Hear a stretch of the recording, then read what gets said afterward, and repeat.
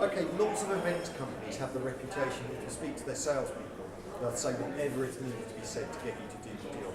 How did you find the process of dealing with those people? I found the process, first of all, very different to what I'm used to. I could feel that the folks from Osni, especially you, Nick, you kind of make the difference by really getting involved. You kind of care about what we're going to get back as a return when we get to your event. So it's not just about the traditional stand, it's not about the brochure, it's really getting us connected with very interesting people at your conference. We're now almost at the end of the conference, and I can just confirm that it completely lived up to the expectations. We haven't met 5 people, we haven't met 10, we haven't met 15, we have met 45, of which 40 of them told us that they would like to have a follow-up meeting. So this is just a great result.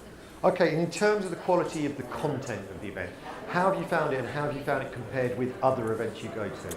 I think a great decision was to try and limit speakers to 20 minutes. Everybody's used to the 30 to 40 minute speaker slot. You could still feel that some people kind of struggle with it, including myself.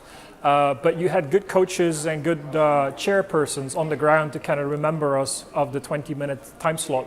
It makes it more energetic, makes it more fast-paced, which is kind of more linked to the way people do business today and the attention span they have. So that's what I very much enjoyed. It really boosted the quality and the stuff that you get out of it. And how about the quality of the speakers themselves?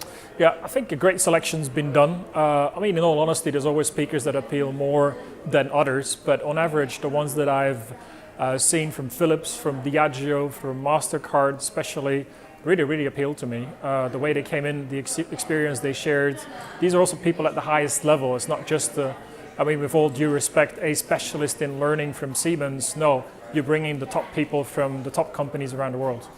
And how did that translate into terms of the quality of the conversations? And what I mean is the type, about how did the type of the conversation you have here feel different to what you can have in other places? First of all, we are talking to the right people. So we're talking to people who can make decisions. Also people who, in their roles, should be looking into innovation and how things in talent management HR are going to be shaped in the next 5 to 10 years. As we are developing tools for the future, very innovative, I need to speak to people that have a vision and that need to think about the future. If I just talk to executors, they'll tell me, this seems to be good stuff, but it's not what I need to be doing right now. I've got a business to take care of or a unit. These are people, executive vice presidents, CEOs, etc., who are really generally interested in innovation, and that, I mean, to me, they're great people to talk to. And what I'm after here is, our aim here is to be able to set it up so they don't just feel like transactional sales conversations, that you're positioned as an expert where it's a more consultative, so they're open. Did you feel that in terms of the type of conversation? Yeah, and really before the conference I really had no clue how that would actually work. I mean, you offered us this delegate system. I was positively surprised that a lot of people accepted the invitation. So I guess you also encouraged them, and you've also kind of explained how the concept works. So we very much benefited from a 20-minute talk, not a commercial talk, but a talk between experts in HR about the challenges people were facing. So we could really position ourselves as colleagues, as peers, talking about challenges, leave the commercial talk behind, maybe for a second meeting. So that just gave a whole different kind of flavor and touch to the conversation. And central to our values is service. Yeah, we want to make money and all that, but we want people to feel that we care and are passionate about giving service. To what degree did you feel you were supported, or to what degree did you feel that service ethic?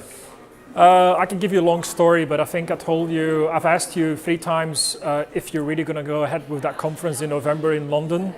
So I think that says enough. How do you mean? We'd love you to go and organize more conferences, and we'd like to encourage you to do that because we'd love to be part of it. Okay. So I think that says enough about the service we received. And you mentioned it earlier, but how many meetings were you promised and how many did you actually have? I was promised something like 7 or 8 meetings in the delegate system, but by being at different tables, by sitting next to people at lunch, in total I spoke to about 25 people, and then I had 2 colleagues here who spoke to another 20 or 25. So in total we spoken to about 50 people.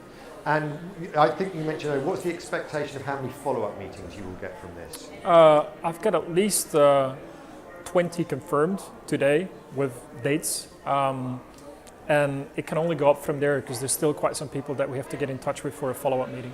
And this question is really difficult because it's on the day of the event, and I'll ask you again in 3 months and 6 months and 12 months.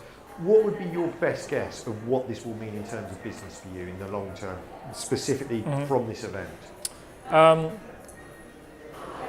mean, we knew that we had a good product, we knew that we had a good price, we knew that we had a good positioning, but the fourth P in marketing or sales we don't have a shop, so we don't have a place.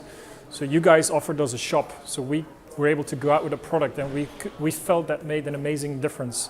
So it's not just a few guys in an office crunching a new tool for HR, we actually were able to get out, and that kind of doubled our pipeline, I would say. So it's difficult to give estimates, but I'm sure we're going to be very busy in summer at the end of the year, running those projects and deals that we all started here.